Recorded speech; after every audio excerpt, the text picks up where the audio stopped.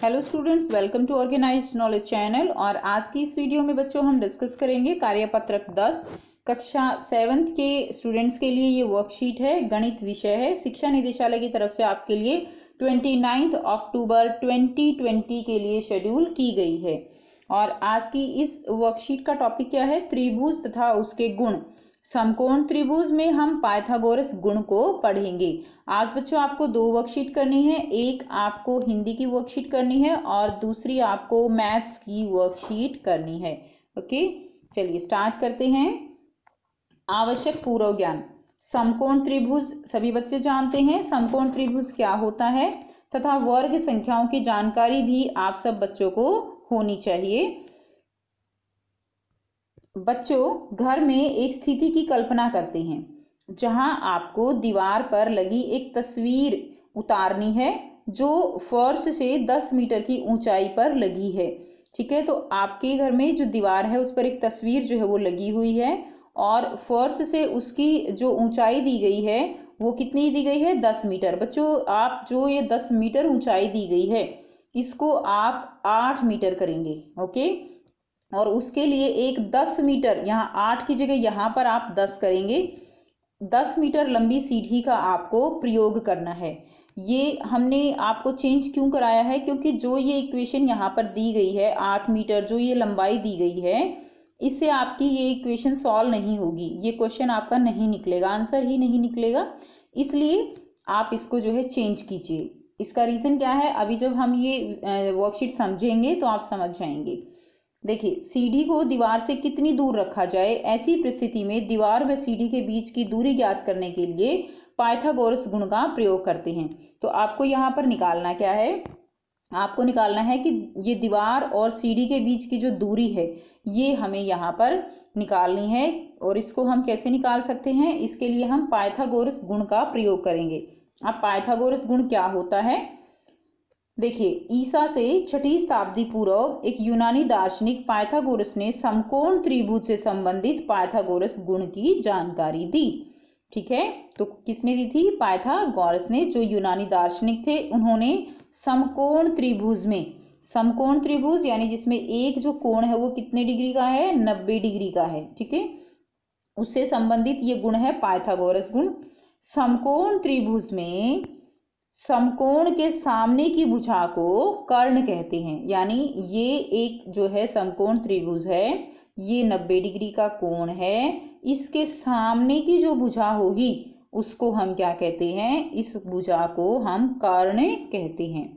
अब देखिए, पाइथागोरस गुण के अनुसार, पाइथागोरस जो है गुण, उसके अनुसार कर्ण पर बने वर्ग का क्षेत्रफल, तो ये हमारे पास यहाँ पर एक जो है ये त्रिभुज दी गई है, समकोण त्रिभुज। इसमें ये जो भुजा है ये C है, ये भुजा इसमें देखिए ये वाली B है और ये वाली A है, ये C है।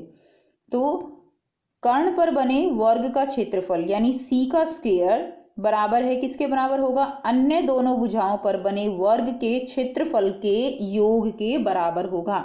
यानी जो अन्य दो भुजाएं हैं A और B, इनका वर्ग और उसका जोड़, तो वो किसके बराबर होगा?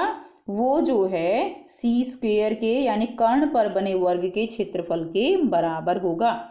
तो यहाँ से आप जो है इसको देख सकते हो। ये हम पहले समझ लेते हैं। देखिए, C का वर्ग, यहाँ पर C कितना दिया हुआ है? 5, तो 5 का वर्ग कितना हो गया? 25। यहाँ पर B कितना दिया हुआ है? 4, 4 का वर्ग कितना हो गया? 16। और A कितना दिया है? 3, तो 3 का वर्ग हो गया 9। तो 16 और 9 कितने हो गए यहाँ से? 25। यानी जो कर्ण का वर्ग है वो किसके बराबर होगा? वो बाकी जो दो भुजाएं हैं उनके जोड़ के, उनके जो वर्ग है उसके जोड़ के बराबर होगा। ठीक है, यहाँ से आप जो है इसको समझ सकते हो। अब देखिए, ध्यान दीजिए, समकोण त्रिभुज की सबसे लंबी भुजा कर्ण होती है। ठीक है, ये मेन पॉइंट है। समकोण त्रिभुज में सबसे जो लंबी भुजा होगी वो कौन सी होगी? वो कर्ण होती है, ये वाली भुजा। इसलिए मैंने आपको यहाँ पर इसको चेंज करने के लिए बोला है कि ये 10 और ये 8 नहीं हो सकती, ये 10 होगी और ये 8 होगी, क्योंकि ये एक समकोण त्रिभुज यहाँ पर बन रही है। नेक्स्ट देखिए, अब आइए हम इसको एक उदाहरण से समझते हैं। एक त्रिभुज की भुजाएं 3 सेंटीमीटर, 4 सेंटीमीटर और 5 सेंटीमीटर लंबी हैं। तो बताइए क्या यह त्रिभुज एक समकोण त्रिभुज होगा?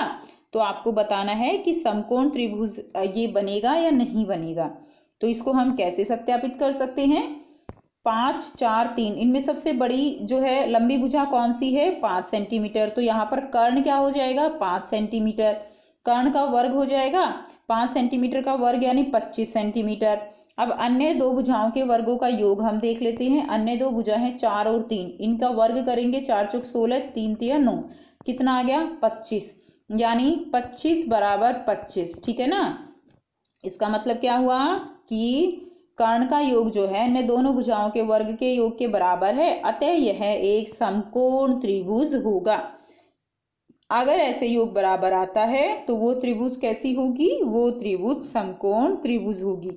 ध्यान दें, यदि कर्ण का वर्ग जो है वो अन्य दो भुजाओं के वर्ग के योग के बराबर नहीं होता तो यह एक समकोण त्रिभुज नहीं होगा। ओके, तो वो समकोण त्रिभुज नहीं होगा। नेक्स्ट देखिए, अब बच्चों यहाँ पर आपके लिए अभ्यास के लिए कुछ प्रश्न दिए गए हैं। सबसे पहला प्रश्न क्या है? प्रारंभ में दी गई स्थिति का हल पाइथागोरस गुण के द्वारा ज्ञात कीजिए। तो प्रारंभ में ये स्थिति दी गई थी हमें कि यहाँ पर हमें दीवार से सीढ़ी की दूरी जो है वो निकालनी है, तो हमें इसको पाइथागोरस गुण के द्वारा हल करना है। तो ये हम 10 लेंगे और ये हम 8 लेंगे। चलिए इसको सॉल्व करते हैं बेटा। पहला प्रश्न है, तो इसमें हमने ये वाली भुजा 8 ली और ये वाली हमने 10 ली। अब देखिए यहाँ पर हमने इनको नाम दे लिया A, B, C। ये हमने A मान ली है, इसको हमें निकालना है। तो पाइथागोरस प्रमेय या गुण के अनुसार AC का स्क्वायर, ये वाली जो भुजा है AC का स्क्वायर किसके बराबर होगा? AC का वर्ग बराबर है AB का वर्ग प्लस BC का वर्ग। ठीक है, ये पाइथागोरस गुण के अनुसार है। अब यहाँ पर AC हमारे पास कितनी है? AC हमारे पास 10 है, AB हमें निकालनी है और BC हमें 8 गिवन है। तो 10 का जो वर्ग है वो 100 हो जाएगा। A स्क्वायर प्लस 8 का वर्ग जो है क्या हो जाएगा? 64। उसके बाद देखिए आप इसको जो है हल कर लीजिए।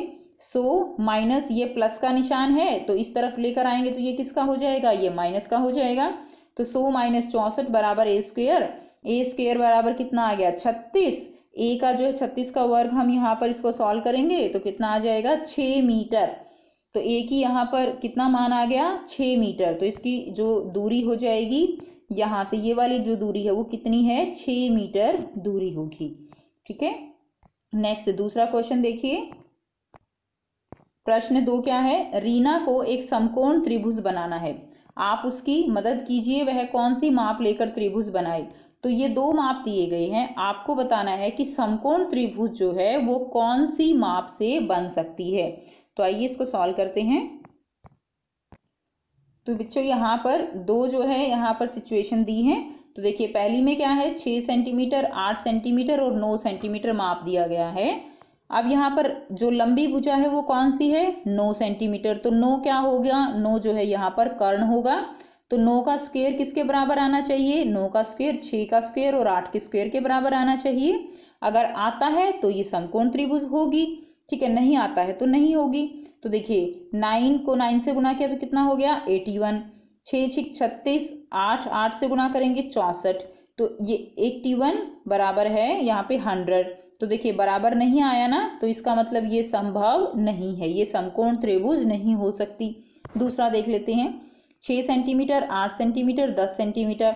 तो यहाँ पर लंबी भुजा कौन सी है? 10 है। तो ये क्या होगी? ये कर्ण होगा। 10 का स्क्वायर किसके बराबर आना चाहिए? 6 का वर्ग और 8 का वर्ग। तो 10 का वर्ग क्या हो जाएगा? 100, 6 का वर्ग 36, 8 का वर्ग 64। तो अब यहाँ से 100 बराबर है 100। तो ये जो है हमारा पॉसिबल है। तो ये क्या होगी? ये एक समकोण त्रिभुज होगा। नेक्स्ट देखिए प्रश्न 3। ABC का कोण C एक समकोण है। आप देखिए बेटा, आपको दिखाई दे रहा है ना, ये वाला, ये कोण क्या है? समकोण है। यदि AC 5 है तो ये दे दी 5, AB कितनी है? 13 सेंटीमीटर, तो BC की लंबाई, ये वाली लंबाई जो है हमें निकालनी है। तो काफ़ी आसान है, इसको भी हम A मान लेंगे। तो आइए इसको सॉल्व कर लेते हैं। सो यहाँ पे AC 5 है, AB 13 है, CB जो है कितनी है, A हमने मान ली है। तो AC यहाँ पर देखिए AB का स्क्वायर किसके बराबर होगा, AB का स्क्वायर BC और AC के स्क्वायर के बराबर होगा पाइथागोरस गुण के अनुसार। तो AB का स्क्वायर बराबर है AC का स्क्वायर प्लस BC का स्क्वायर। अब देखिए 13 का स्क्वायर बराबर 5 का स्क्वायर प्लस A स्क्वायर, 169 हो जाएगा। 25 प्लस A स्क्वायर, यहाँ से इसको हल करेंगे, 169 यहाँ पे 25 प्लस का है, उधर जाके ये माइनस का हो जाएगा। अब देखिए यहाँ पे A स्क्वायर बराबर है 144 जो है उत्तर आ गया। अब हम इसको सॉल्व करेंगे तो A के मान जो हमें निकलेगा अंडर रूट वह जो है 144 और A बराबर है किसके इक्वल हो जाएगा, 12 सेंटीमीटर के। तो यहाँ से बेटा आप आसानी से इसको सॉल्व कर सकते हो। नेक्स्ट क्वेश्चन, प्रश्न यहाँ पर दिया गया है 6, चित्र में पतंग उड़ाने वाले धागे की, देखिए बेटा ये प्रश्न 4 है, 6 नहीं है। चित्र में पतंग उड़ाने वाले धागे की लंबाई ज्ञात करो, जबकि जमीन से पतंग की ऊंचाई 40 मीटर व ज्या से पतंग की दूरी 30 मीटर की है। तो यहाँ पर जमीन से ऊंचाई जो दी गई है वो है 40 और इस तरह से ये जो है वो 30 है और ये हमें निकालना है, हमें यानी कि क्या निकालना है, हमें कर्ण निकालना है। तो आइए बेटा ये भी बहुत ही आसान है, सॉल्व कर लेते हैं। तो पाइथागोरस गुण के अनुसार क्या है कि AC का जो स्क्वायर है वो किसके बराबर होगा, AB का स्क्वायर प्लस BC का स्क्वायर, ठीक है, इसके वर्ग के बराबर होगा। AC का वर्ग 30 का वर्ग प्लस 40 का वर्ग, AC का वर्ग बराबर है 900 आ गया, 30 का वर्ग 900 और 40 का वर्ग क्या है यहाँ पे, इसको 1600 आ जाएगा।